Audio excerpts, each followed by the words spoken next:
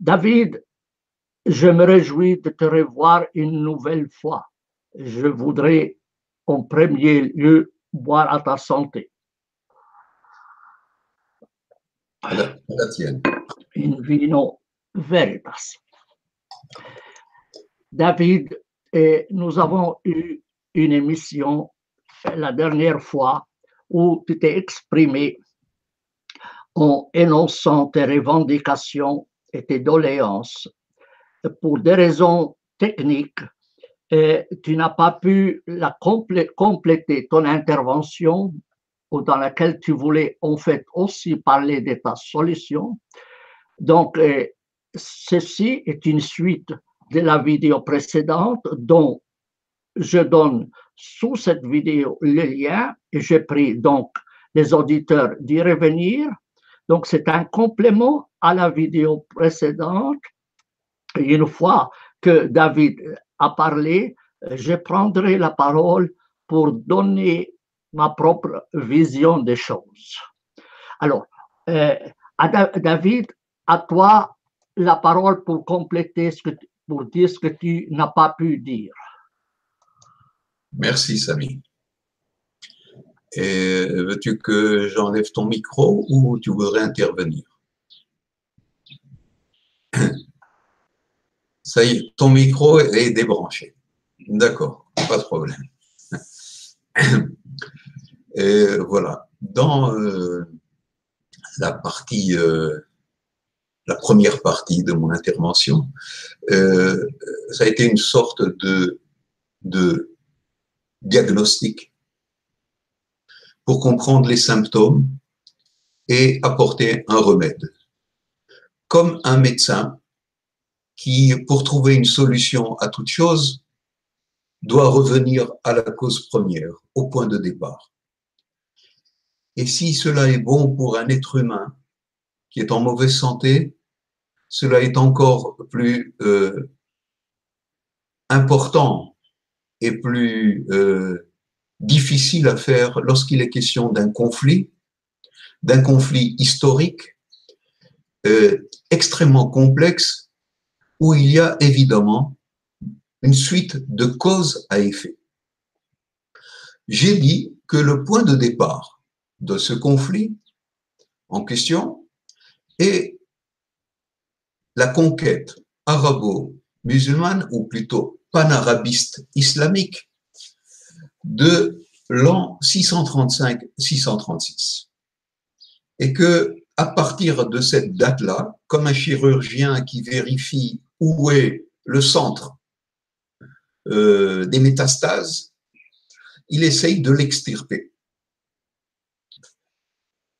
J'ai voulu imaginer aussi une situation où nous faisons marche arrière, où nous arrivons à cette date-là fatidique de 635, la date de la conquête panarabiste islamique de cette terre.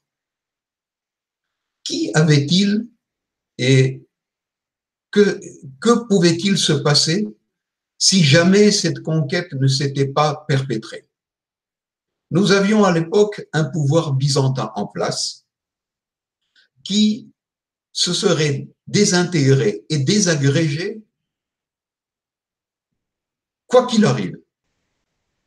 Et les habitants de cette terre, qui étaient dans leur immense majorité des Hébreux judaïsés, samaritanisés et christianisés, auraient tous récupéré, retrouvé et revendiqué leur identité d'antan, c'est-à-dire hébreux ou hébreux cananéen, puisque, à mon sens, c'est exactement la même chose. Donc, je pense qu'à partir de là, la seule solution possible,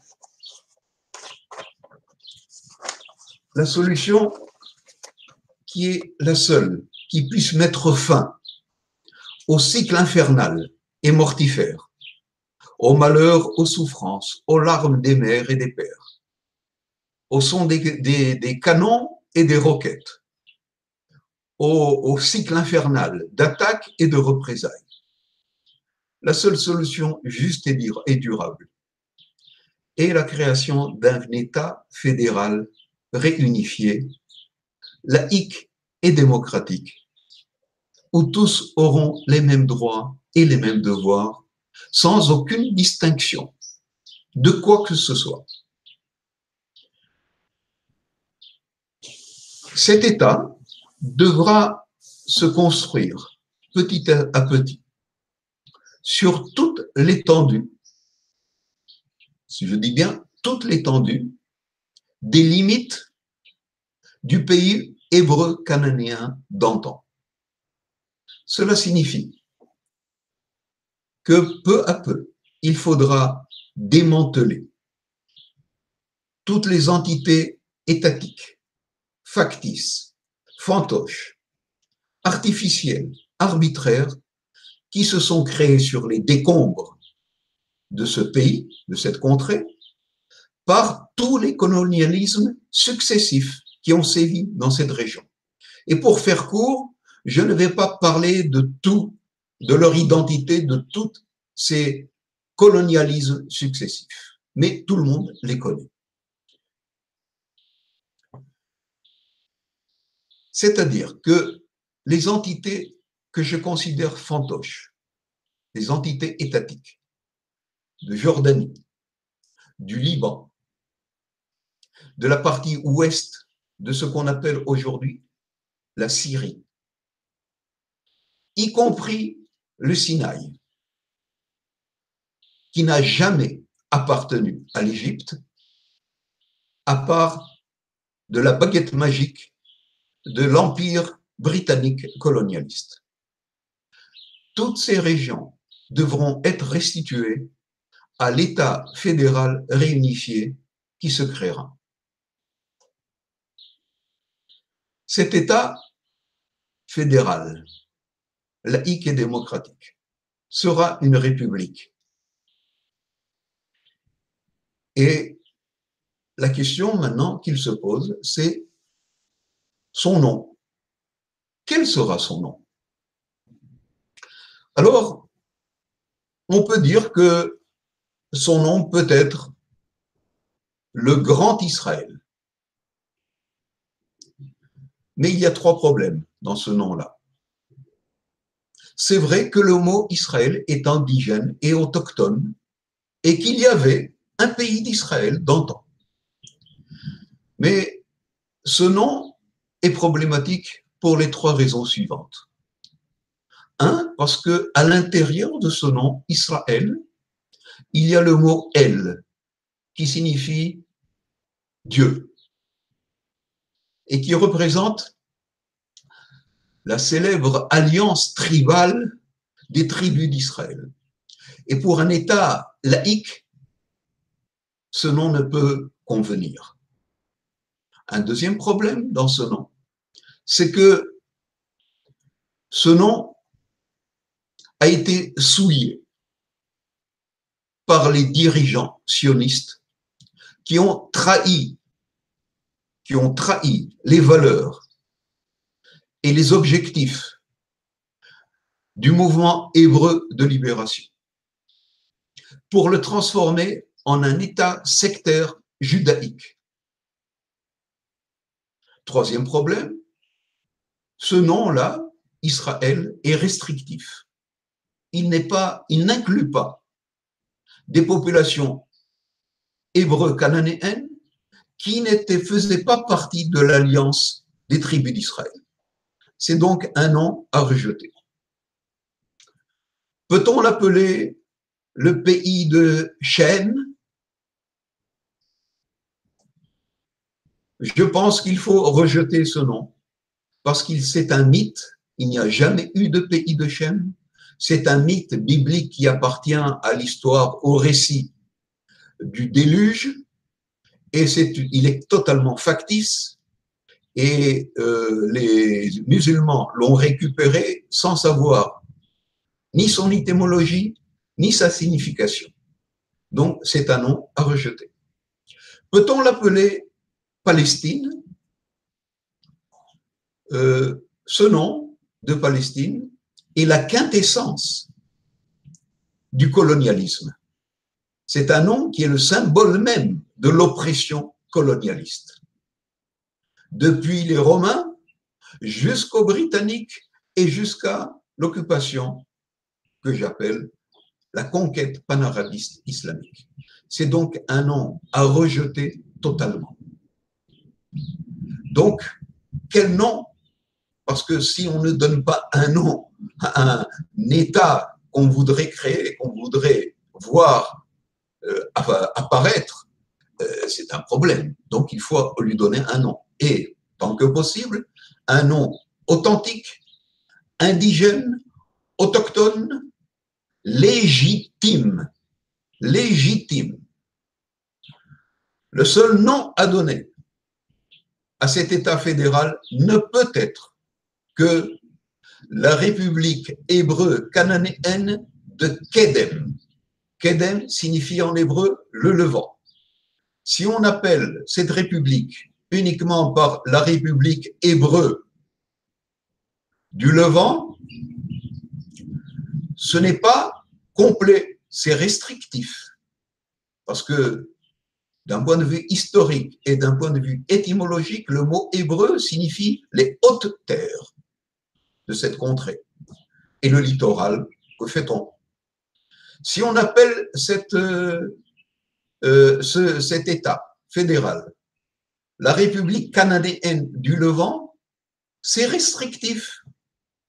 Canaan signifie, en langue hébreu cananéenne, le littoral, pour les basses terres.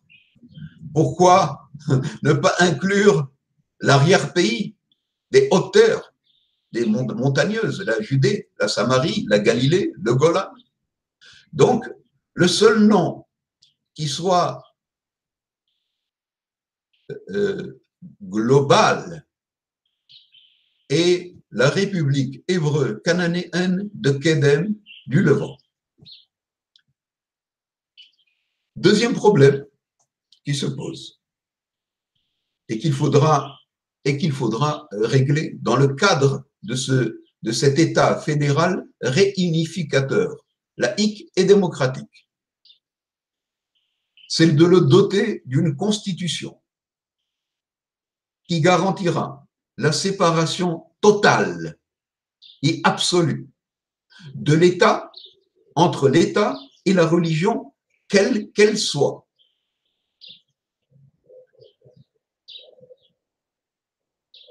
Cela signifie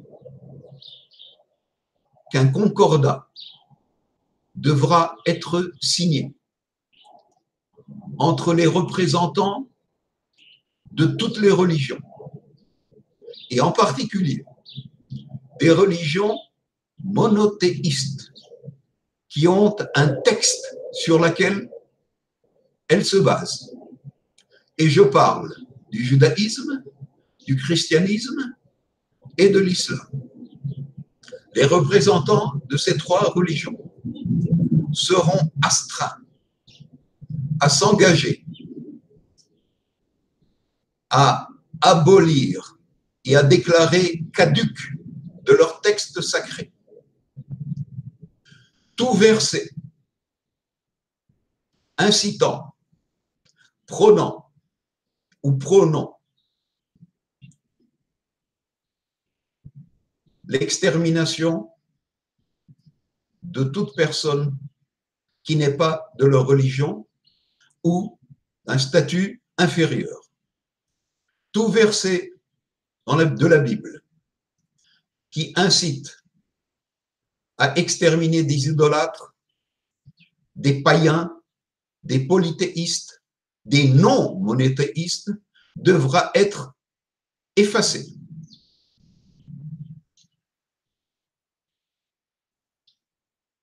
Tout verset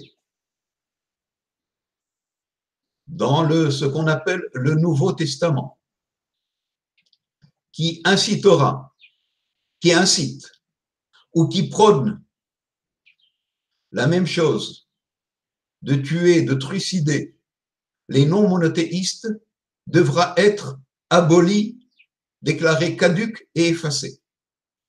Le christianisme, de ce point de vue, a un avantage intrinsèque sur le judaïsme et sur l'islam par le fait même que ces textes sacrés, entre guillemets, fondateurs,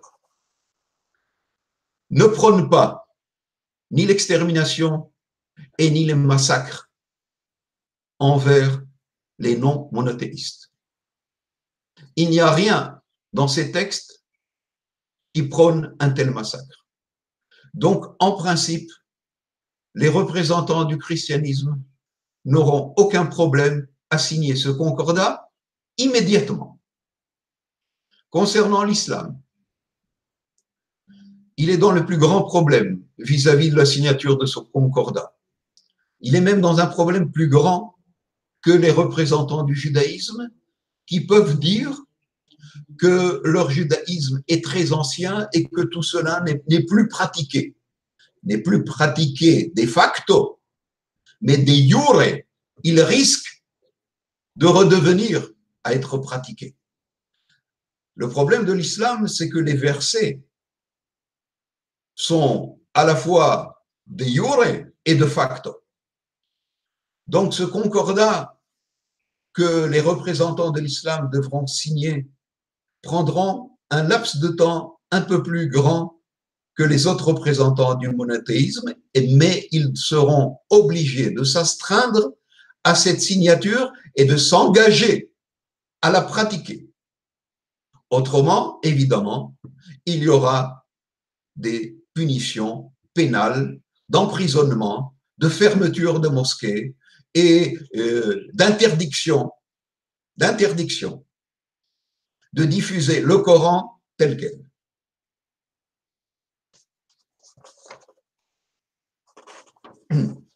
Troisième problème de ce que la République hébreu cananéenne fédérale devra régler est le problème des réfugiés. Et lorsque je dis réfugiés, je parle de tous. Il n'est pas question de privilégier certains réfugiés à d'autres.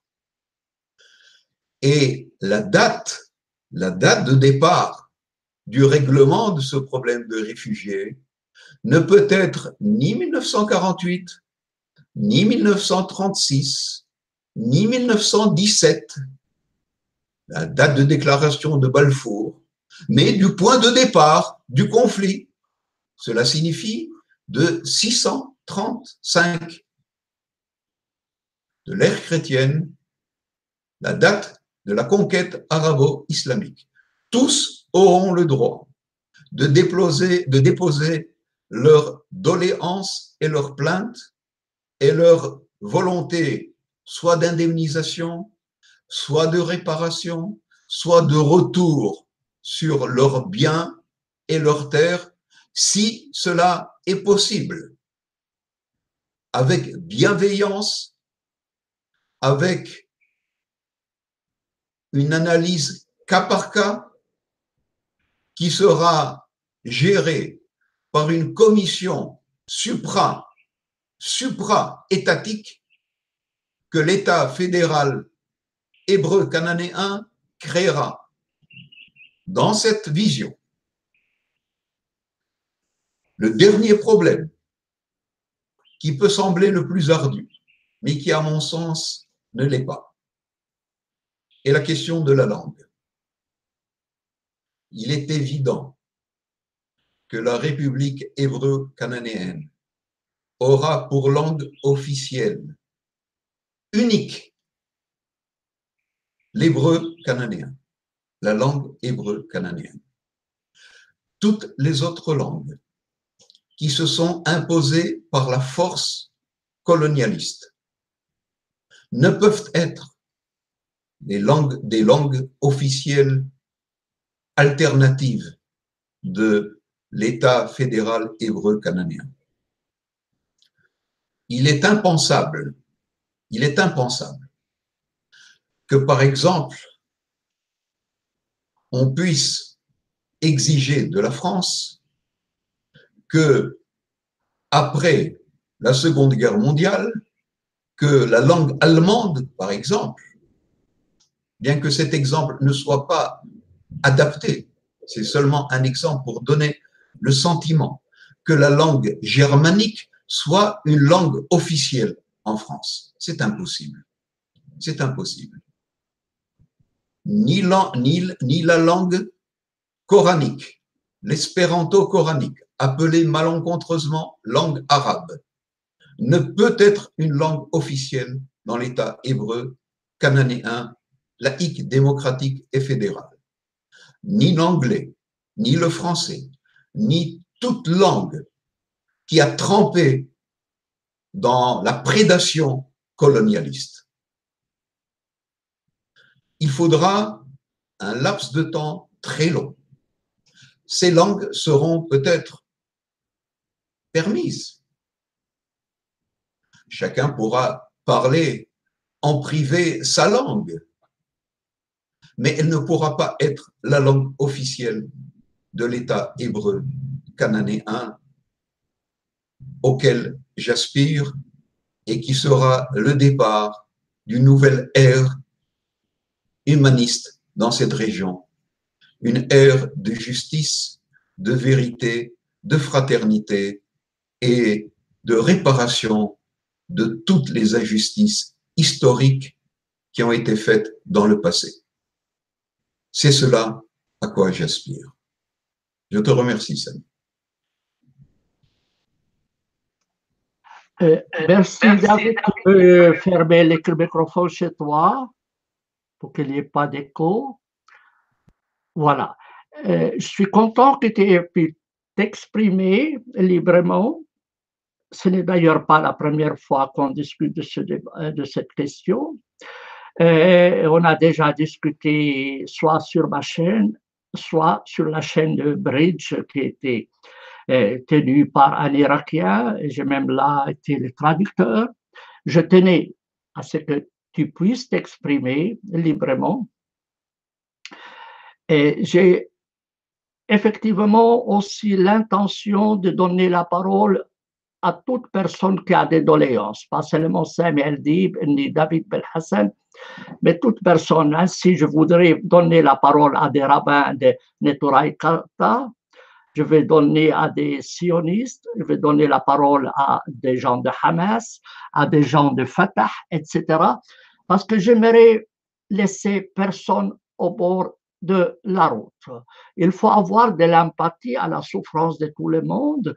Le but, pourquoi pas, d'exprimer leurs souhaits, mais aussi de vider leur sac. Leur sac, l'empathie, pour moi, c'est un principe de base pour toute réconciliation.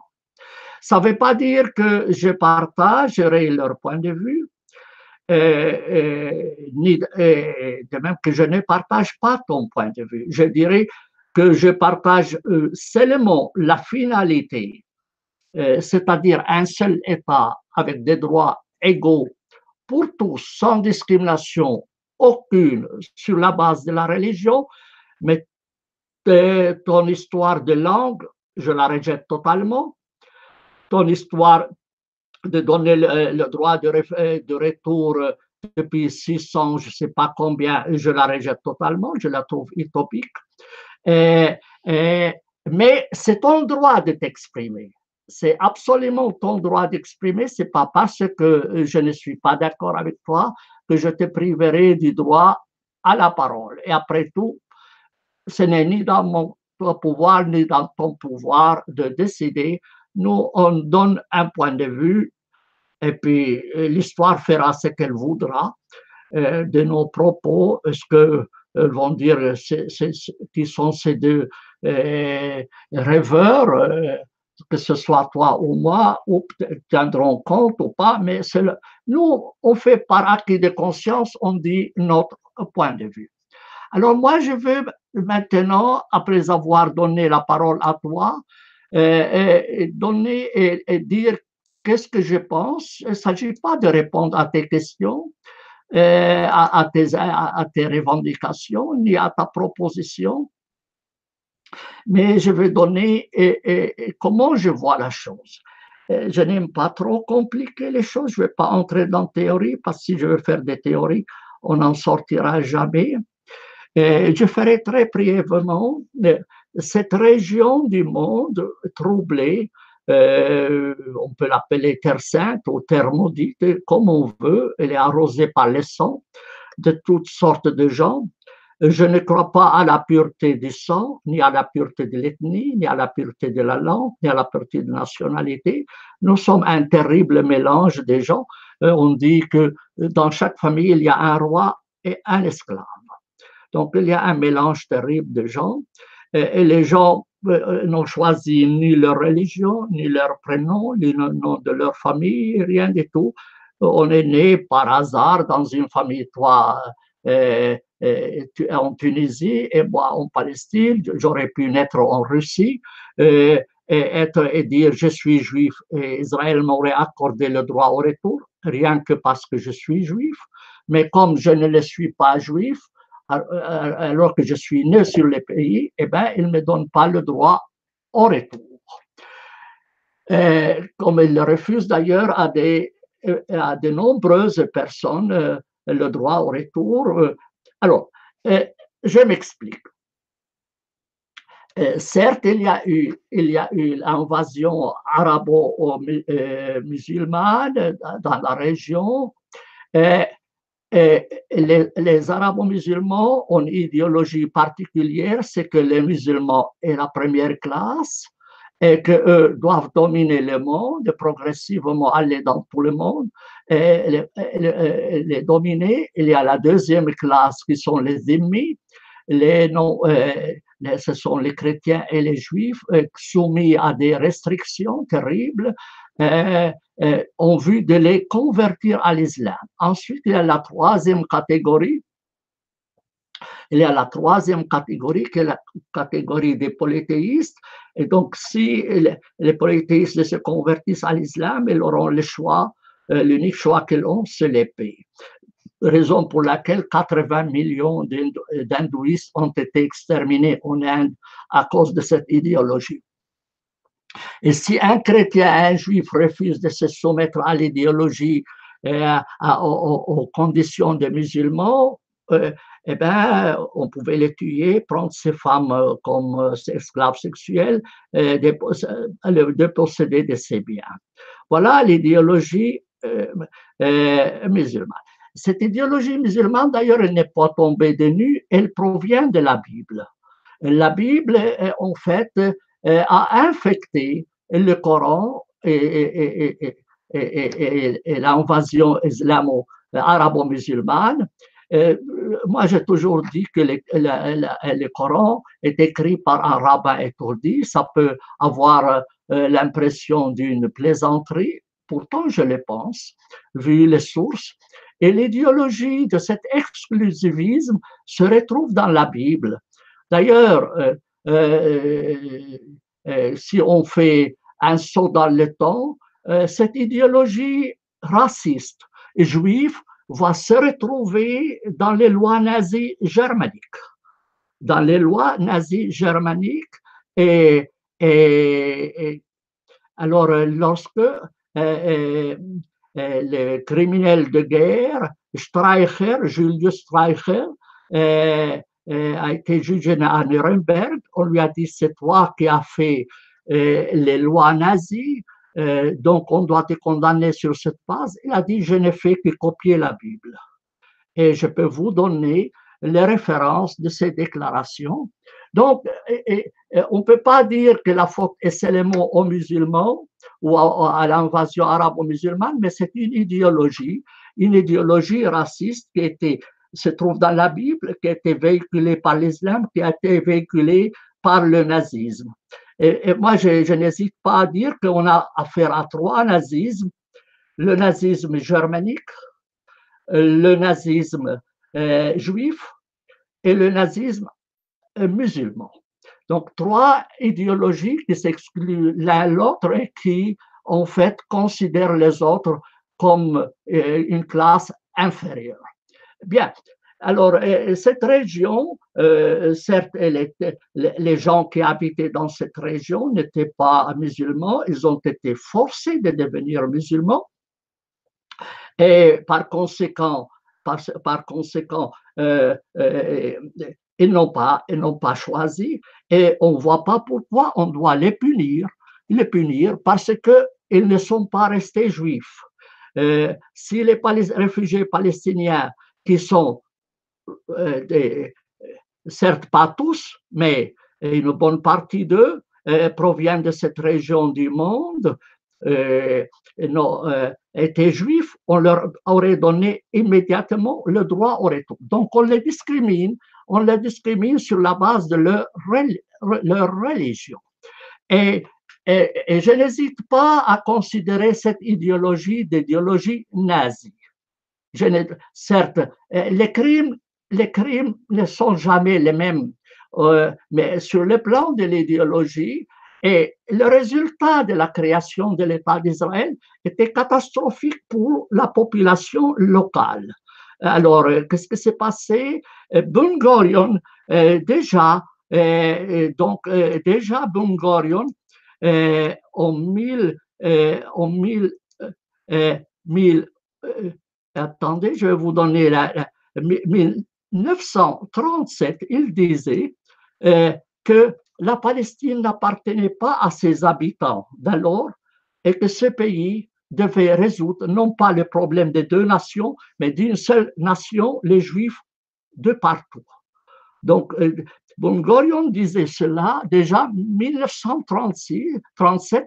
Il n'avait pas l'intention de cohabiter avec la population et il disait, moi, je peux cohabiter avec un certain pourcentage de non-juifs, mais les autres, il les a expulsés et il a détruit 81% des localités palestiniennes et il a expulsé leurs habitants, les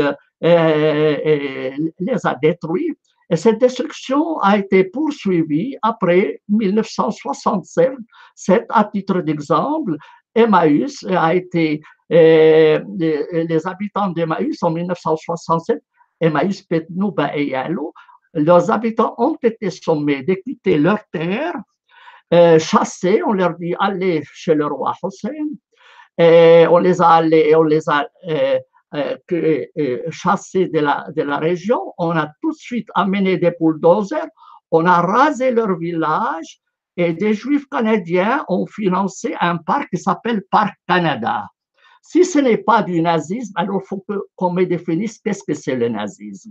Donc pour moi, c'est très clair que l'idéologie juive, sioniste, je ne mets pas tous les juifs dedans, il y a des juifs qui sont honnêtes et tout ce que vous voulez, mais l'idéologie sioniste, telle qu'elle a été importée dans notre région, est une idéologie nazie, tout comme l'exclusion des non-musulmans dans, par exemple, la constitution palestinienne, quand elle dit l'islam, religion d'État, je n'hésite pas à dire que c'est une constitution nazie. Donc, que les juifs ne se fâchent pas. D'ailleurs, 80% de mes écrits sont consacrés à critiquer l'islam.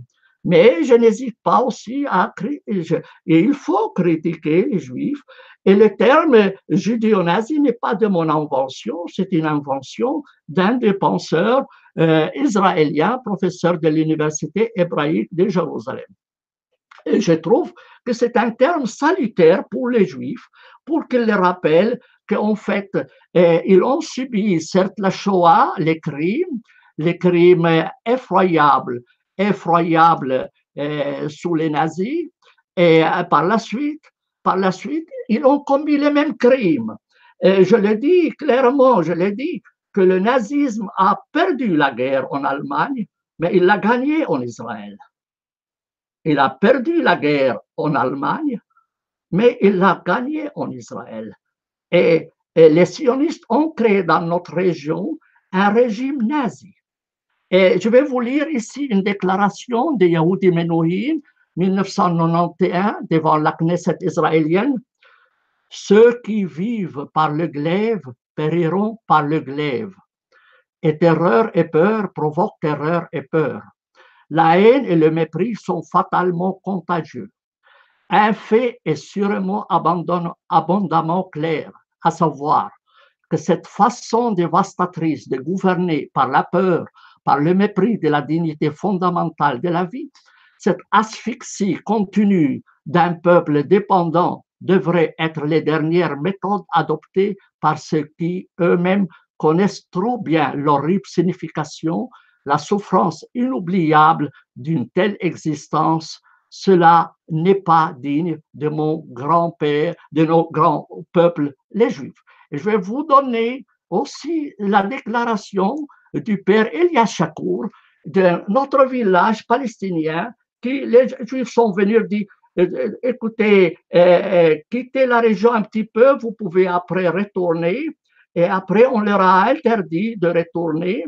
Et alors, Beram, alors je vais vous lire sa déclaration, le père Elias Chakour. Il dit, nous sommes des citoyens de seconde zone, oui. S'il y a des zones, je crois en fait qu'il n'y a qu'une zone en Israël, la zone de citoyenneté juive. Il y a ensuite la non-zone, la marge où les non-juifs sont tolérés, mais ne sont pas acceptés, car ils ne trouvent pas la solution pour s'en débarrasser. Heureusement, il y a des juifs, très peu, mais il existe qui protestent contre cette ségrégation. Et je crains que d'ici très peu de temps, si Israël ne changeait pas fondamentalement de politique, ne se convertit pas, c'est-à-dire ne changeait pas de direction politique, je crois qu'il n'y aura qu'une seule option pour survivre ici, c'est l'option militaire. Cela ne peut pas faire de racines ici, car la Palestine, depuis avant Abraham, depuis Melchisedec, n'a jamais accepté un conquérant qui n'essayait pas de faire de racines. Ils ne sont pas en train de faire des racines, ils sont en train de planter la haine dans le cœur des Palestiniens. Il faut que cela change s'ils veulent vivre et survivre avec une certaine qualité de vie humaine au Proche-Orient. Maintenant, je vais vous donner un projet de la Constitution, d'une loi qui a été présentée par Kahane. Kahane, que tu cites, David, dans ton livre, mais tu passes sous silence ce projet de loi qu'il avait présenté à la Knesset. Je vais vous la lire pour que vous puissiez me dire, toi, tu n'as rien trouvé à redire à propos de cette loi qui est en fait la quintessence de les lois nazies telles que véhiculées par des sionistes qui sont venus expulser la population locale et détruire leurs maisons, leur interdire le droit au retour pour le seul crime qu'ils ne sont pas juifs. Et alors, je vais vous le lire. Et ce n'est pas de moi, ce texte. Alors, je vais vous le lire et ça ne sera pas très long. Michael Etan, député conservateur, a établi et diffusé à la Knesset une comparaison de textes entre le projet de loi proposé à la Knesset en septembre 1984 par le rabbin Meir Kahane, que tu cites dans ton livre et tu ne dis pas un seul mot de ce projet. Et tu l'as dit même, tu m'as dit une fois que c'était un homme formidable. Alors que c'est pour moi, c'est pur sang nazi. Ce rabbin Meir Kahane est un pur sang nazi.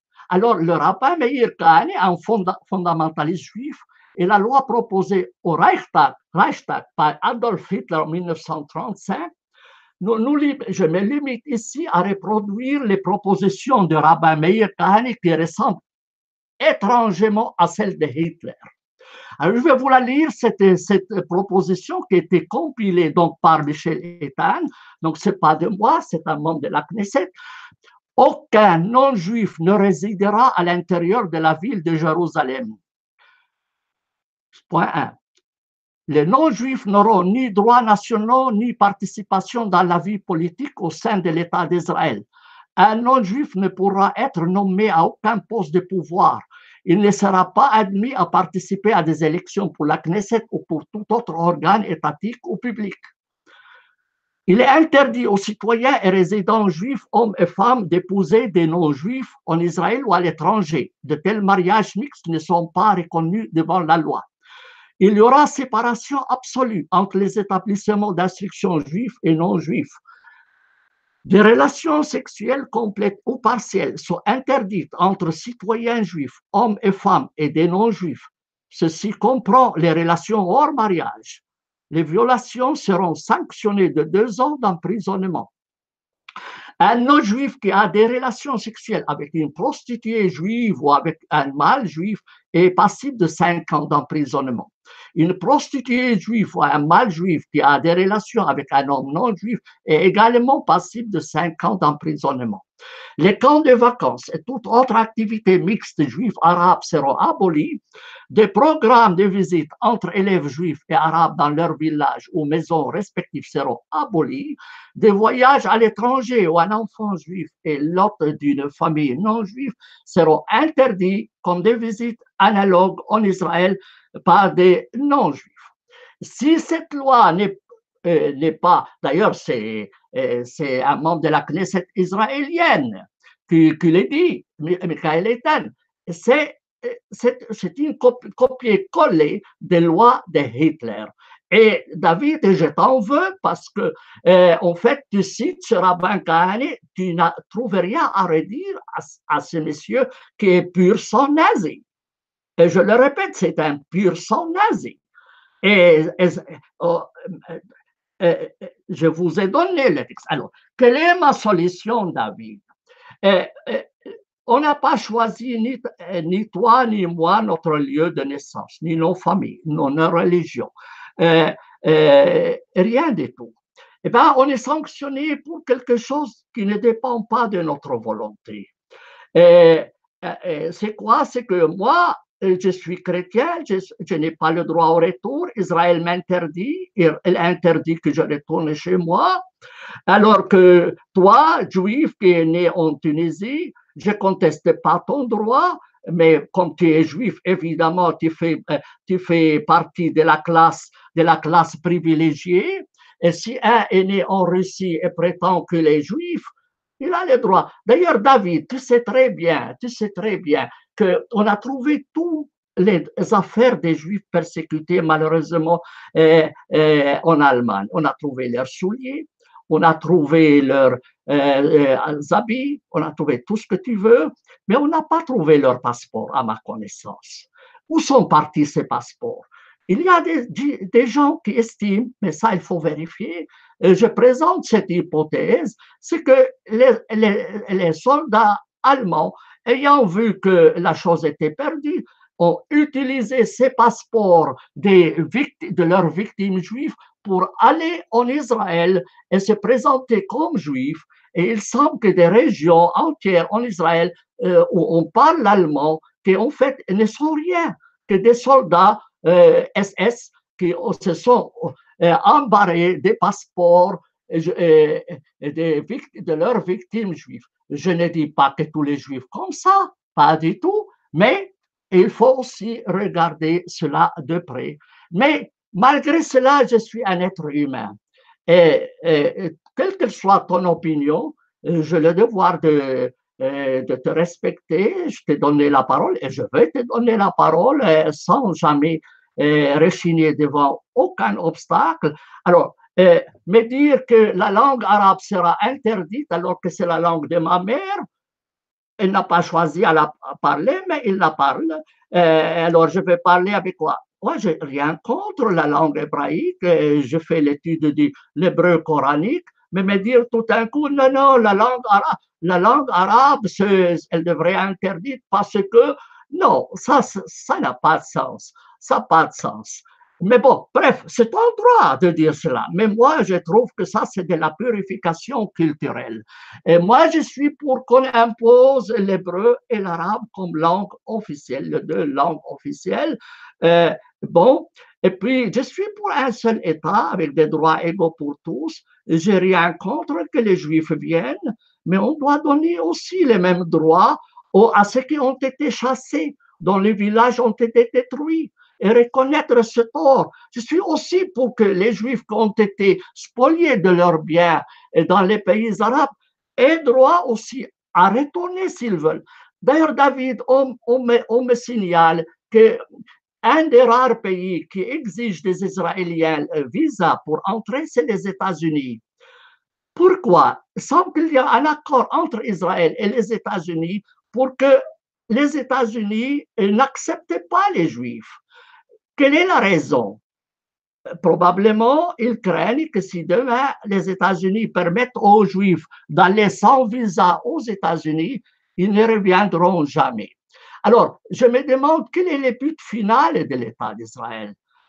Est-ce un État? Certes, il y a des Juifs comme toi ou autres qui considèrent que cette terre est biblique et tout ce que tu veux, mais bon, toi, tu as maintenu ta religion, d'autres n'ont pas eu la chance de la maintenir, ils sont musulmans, ils sont chrétiens, mal les a pris, et bien toi, tu as le droit au retour, eux n'ont pas le droit au retour.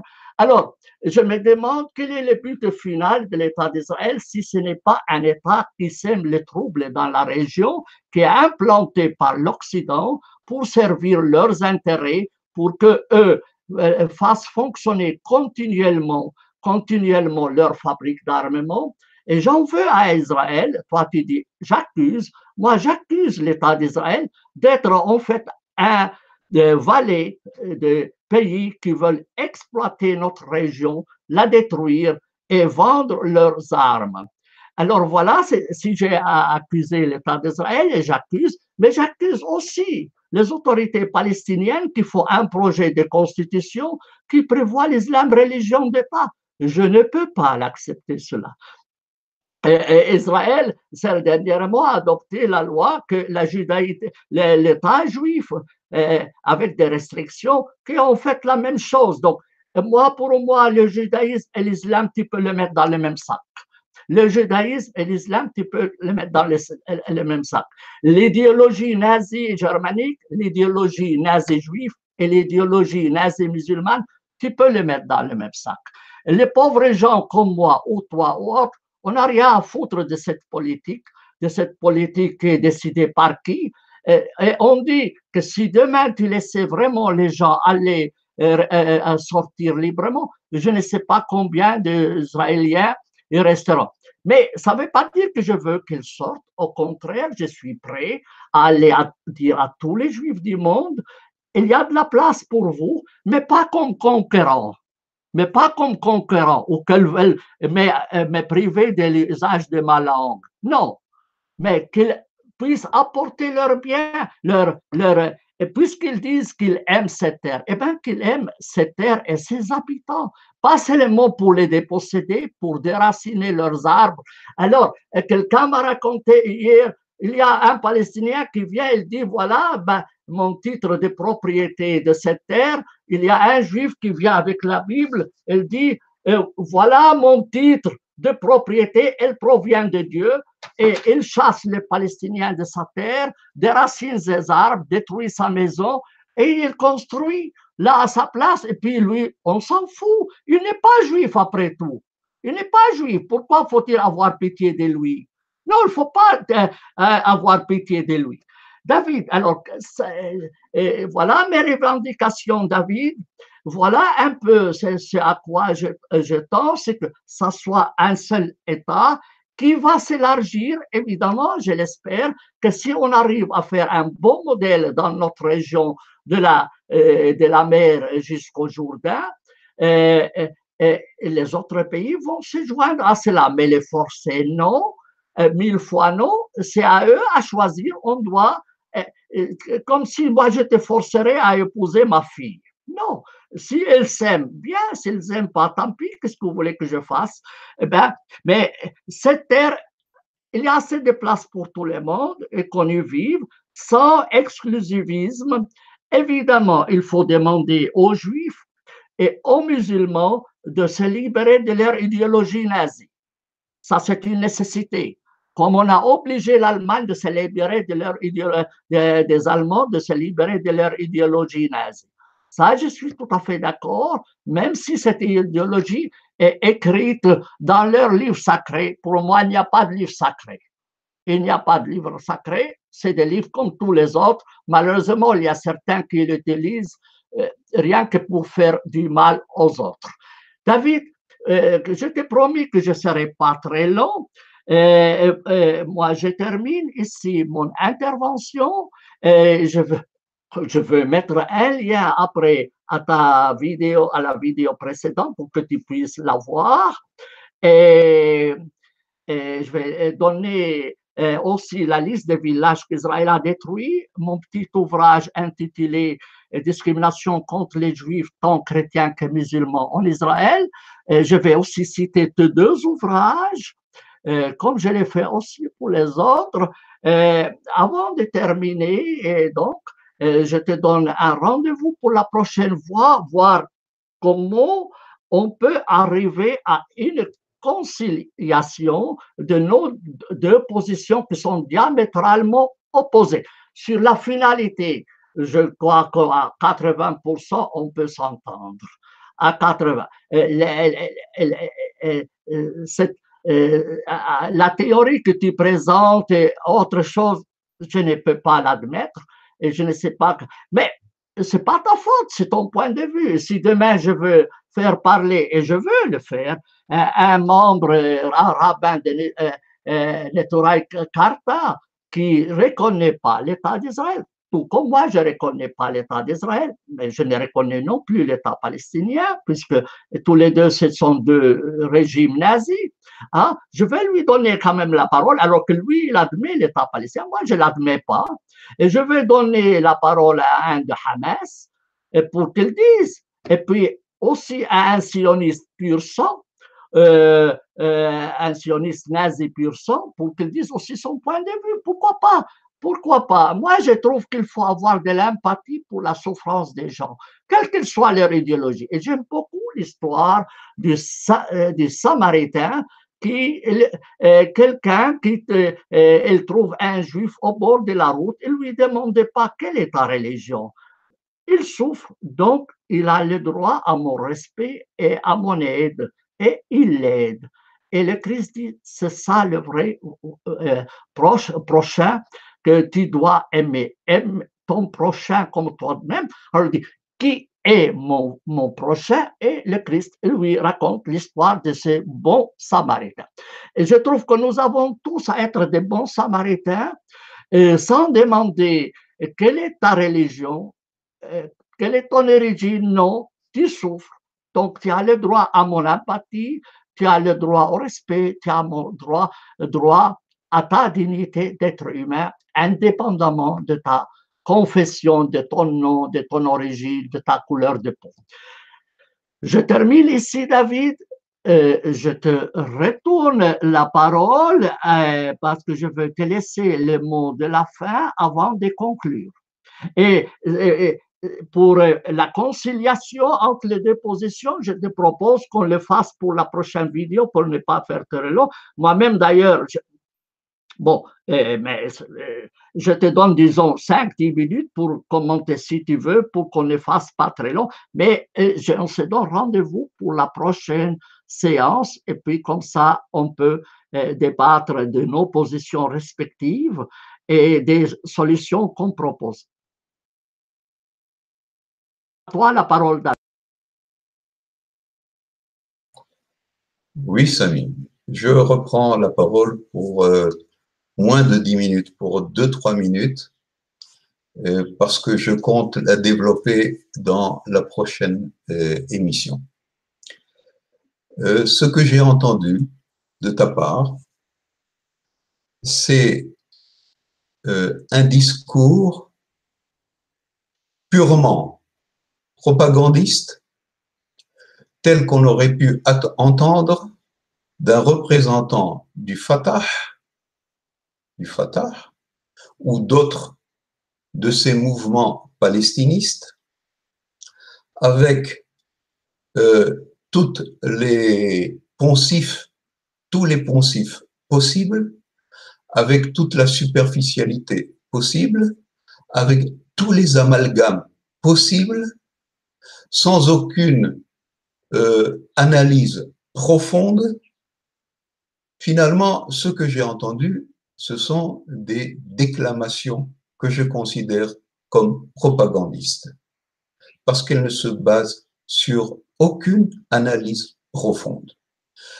D'autant plus que tu m'as fait un procès d'intention en me qualifiant de juif, alors que, et ça fait depuis 1000 ans, depuis 1 an, que dans toute émission que nous avons fait ensemble, j'ai rejeté cette qualification. Je ne suis pas juif, je suis anti-judaïque. Je me suis toujours défini comme hébreu et jamais comme juif. Or, dans toute ton intervention, où tu m'as qualifié de juif, en faisant mon procès d'intention en tant que représentant presque du judaïsme, c'est pour moi totalement absurde. D'ailleurs, dans toute ton intervention, je n'ai pas entendu une seule fois, le terme hébreu, ni non plus le terme cananéen. On a l'impression que ce sont deux termes qui te brûlent les lèvres. Évidemment, j'ai noté tout ce que tu as dit. Et j'aurai une réponse à tout ce que tu as dit à point par point. Les amalgames, les procès d'intention, les sortes de conspirations et que des nazis ont récupéré des passeports israéliens, des passeports pour se retrouver en Israël, et qu'aujourd'hui ce sont des nazis qui vivent entre nous et que nous, la population, nous acceptons qu'ils vivent entre nous. C'est de la pure propagande, mais c'est-à-dire ce que j'appelle moi des bas-fonds du propagandisme. Et c'est justement, dans mon intervention précédente, ce à quoi je voulais justement ne pas arriver.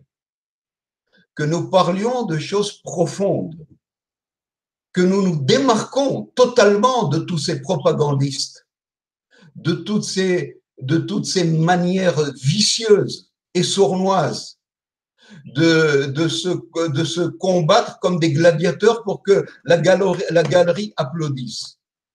Or, malheureusement, je pense que tu es tombé dans tous ces travers.